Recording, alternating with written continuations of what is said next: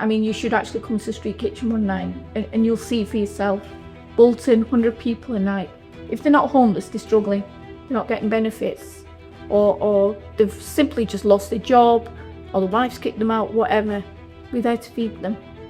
And 100 people a night is no joke. Welcome to the Tales to Inspire podcast.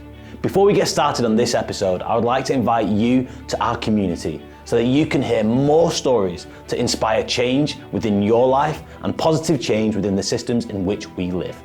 All I want you to do is to click on the subscribe button. Your comments mean the world to us with anything that's resonated with you, and I absolutely love your support. I can't wait to go on this journey alongside you. Thank you so much for subscribing. Let's get into today's episode. I'd like to say thank you to our partners Wellsprings, who provided us a studio to share these stories. Now, Wellsprings provides opportunities for entrepreneurs and individuals with growing businesses in the Bolton area. Thank you so much for your support. I'd like to give a huge thank you to one of our key partners, Bolton CVS, in helping us share new stories of changemakers within Bolton, and that starts today. Today, our bite-sized episode is with Sital Raja-Arjan MBE. I'm Sital Raja-Arjan MBE, and this is my tale to inspire.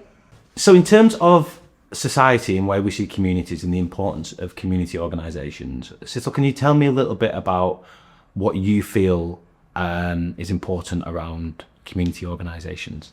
Right, so for a long time, it did ponder in my head how important communities, charities, organisations, until I actually set foot in one and realised we need these people, we need these charities, we need these organisations.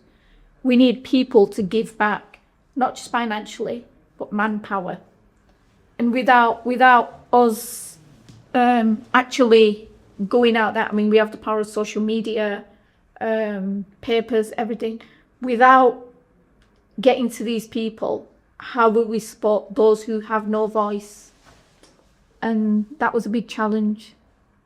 Facebook has been incredible. TikTok's incredible.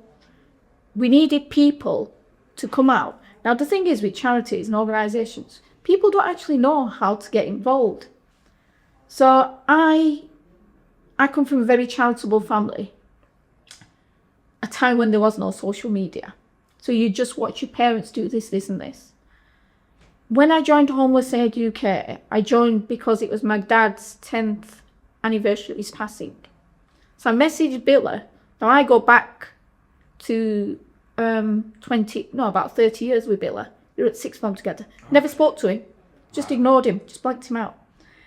And I said, I want to feed the homeless with my dad. What do I do? Why would I need to ask someone that? Then I realised if I'm asking, who else is asking? So anyway, we agreed to do this feed.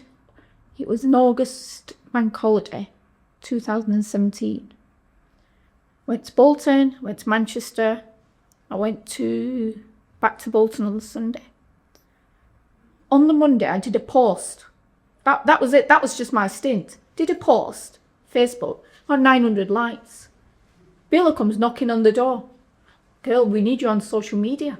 We've got people from all over wanting to donate. But how do I manage it? At that time, the charity was only focused in Bolton and Manchester. And that's when I realised people want to get involved and don't know how. And that's where we started to expand. Wow. And in terms of how that started to expand in your own life, you run a company, you're doing what you do. How did you integrate that into your life of being in the charitable world? So it started off with Boot Out Breast Cancer. Okay. So Boot Out Breast Cancer, run by Debbie Dowie. She suffered from cancer herself. Realised NHS don't have the machinery to get people through. So she started fundraising. So she did 1, 2, 3 balls, and I joined on the third one. Of all balls, the scene was Bollywood. Okay. So it was very much me. Perfect. And Debbie was the person who kind of nurtured me, got me involved with circles that I'd never, you won't think this, but I'm actually a very shy person. Okay. She got me involved with circles I wouldn't normally mix with. She taught me how to get raffle prizes. I had my talents. She had her talents. But I was a grafter. I wasn't scared of gift wrapping, picking up parcels, delivery, pickups. I was doing all the stuff that no one else actually wanted to do. You do it because you're on a committee. Yeah. But to me, it was, yeah, I'll do it. Before I realised, I was vice chair. And I have no idea how that happened. It wasn't something I set out to do. But working just below Debbie kind of frightened me. And it was, oh my God, I can't do anything wrong now. But it also opened my eyes that we started this charity, we're helping all these hospitals, but there's also a lot of people who still aren't getting help. And that's where I think, to a certain degree, an Asian face helped. Right. I started getting Indian ladies, those who couldn't talk about cancer. Breast cancer, prostate cancer, cervical cancer, very taboo in the Asian community. Swept under the carpet. So when I realised that, oh, we're not reaching these people. They're coming to the shop and talking to me, but only because they know who I am. We're not reaching these people. So I realised that we need to get out to the communities and get them involved. Yeah. And literally, those who have suffered with breast cancer, the Asian community, they need to be more open about it. So along the way, Debbie's really good with stuff like that, and she always had it in her head.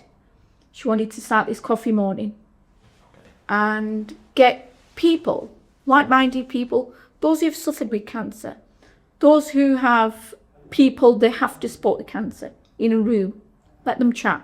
So we started Coffee, Cake and Care last year, and you'll be surprised how many of the community actually turn up. Not just our Asian community, but the non-Asian community. And it's just growing. So in terms of the biggest challenges, because you're looking at two, you've got Homeless Aid UK and you've got the charity, what's the name of the charity? Boot Out Breast Cancer. So you have Boot Out Breast Cancer as well. So you've got the two charitable organisations. Yeah. Is there any common traits that you're seeing as big challenges to both organisations that maybe the system, like decision makers within Bolton or Greater Manchester, could help out with? So I mean, we both got different challenges. Mm-hmm. Homeless Aid UK, we're feeding 100 people a night down the road under the arches. Challenges we face, we're self-funding. If we didn't have the sponsorship we had, the street kitchen would have been closed years ago. But with God's blessing, we get sponsors. We get people from all over the country, all over the world now, helping us. The support we need is a base where we can feed these people, not under the arches. We need a base for these homeless people to shower. And Bolton Council have just opened some pods for the homeless to sleep. So we're slowly getting there. Boot Out Breast Cancer. Biggest challenge was with Boot Out Breast Cancer initially was getting our foot in the door of hospitals. So we had this theory. Now, Debbie's a very shrewd businesswoman. She wouldn't hand over a cheque to a hospital. Wow, okay. She'd go to the hospital and say, what do you need? And then she'll order the machine. She'll get it. She'll get it cheaper than the NHS. And then she'd order this machine. She'd get warranty-free, peripherals-free, whatever. So we started helping hospitals. Now we need to start helping more hospitals because the stats for people getting cancer are just massive. Then you've got male breast cancer. So that is going to be a massive challenge, getting people to, men for example, to check themselves, not to be shy. It's nothing to be embarrassed about. Bolton have got one of the best breast units ever. Absolutely amazing. So we've now got an app, Boot Out Breast Cancer app. It shows you when to check yourselves, whatever. We've now got ambassadors of the charity who are men who've had breast cancer. So slowly and slowly we're overcoming these challenges. Oh, amazing. I think one of the things that I'm kind of gathering as well is if you can get to the decision maker within the NHS, if you can get to the decision maker within Bolton Council, if you can get to the gatekeeper to then, oh, well, look, let's put some pods out there. Or let's get this out in all these hospitals that we have. It's kind of, you've fixed, well, not fixed it, but you've got a pathway then from community to change. And it just feels like there's that gap a little bit. It's just finding out who those decision makers are, I guess. It's been a long, hard process now. Boot Out Breast Cancer have reached 2 million. That's how much they've raised in 15 months. The number of hospitals they've given machinery to. One thing we've never done is we've never gone back to the hospital and said, right, how many people did that machine treat? We should do, because it'll be hundreds of thousands. When you talk about 37 hospitals that had equipment. Is that throughout the Northwest? Is that the UK? Throughout the UK. Right. Wow. Yeah. Last year, actually year before it was 150,000 worth given to Bolton. You know, so we're not talking about machines, we're talking about big life-saving equipment. Again, Homeless Aid UK. If you ask me now how many people we fed, I'd just look at you blankly. And not enough zeros on the end, I guess. Oh, there's not enough zeros to say how many. I mean, you should actually come to the Street Kitchen one night and you'll see for yourself. Bolton, 100 people a night. If they're not homeless, they're struggling. They're not getting benefits. Or they've simply just lost their job, or the wife's kicked them out, whatever. We're there to feed them. And 100 people a night is no joke. Every penny of that Street Kitchen money comes from the public, nothing from the government, nothing at all. That's so special. It's so special, the impact that you and Billa and the team have created. And then obviously Debbie on the other side of it. But I mean, the more charitable organisations we have, the better. Well, in fact, the animal shelter as well now. You're part of the animal shelter as well? Wow, okay. Because, is that because someone asked you, or because that is something that you really care about? So I went on to Pride of Britain. Okay. Came back and I got 200 job offers. Paid job offers. Come and work for me, come and work for me, come and work for me. One thing about charity work, to me it's not charity work if you get paid. So it was no, maybe, no. Anyway, I decided I'm fully Bolton. It's got to be Bolton charity. Anyway, we have a family French bulldog, Rico, and it was his birthday. So I said, I'll just go and feed the dogs at the animal shelter.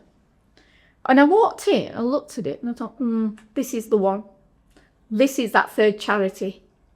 Amazing. And so I wormed my way in, you know, and I do fundraising. It's not as high profile as the other two charities, but I like to know I've done my bit, and it's really important. One thing, when my dad used to own the shop, when he was alive in the shop, every month he'd take me to the animal shelter with a bag of rice, and he'd give it to them, and they'd make chicken and rice for the dogs. And I used to sit in the car thinking, God, I can't believe dogs eat chicken and rice, because we've only known dogs to eat tinned food. Yeah. And every time we'd go, my dad would say, always feed those who cannot speak for themselves.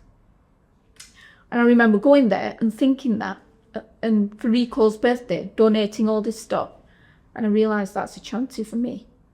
And I love that charity. Amazing. What's the name of the charity? Bolton Destitute Animal Shelter. And whereabouts in Bolton is it based? It is 5 minutes from the shop, just off Fletcher Street. Okay. It's a beautiful charity. Amazing. And it's not about, I mean, it's in a totally wrong location. We're trying to find a big farmhouse where the dogs can roam around. Rural, It's not as easy as we thought it would be. Cracking charity. Brilliant support. The support we get from people. Everyone loves a furry friend, whether it's a dog or a cat. But yeah, it's very close as the other two. Amazing. Oh, well, super special.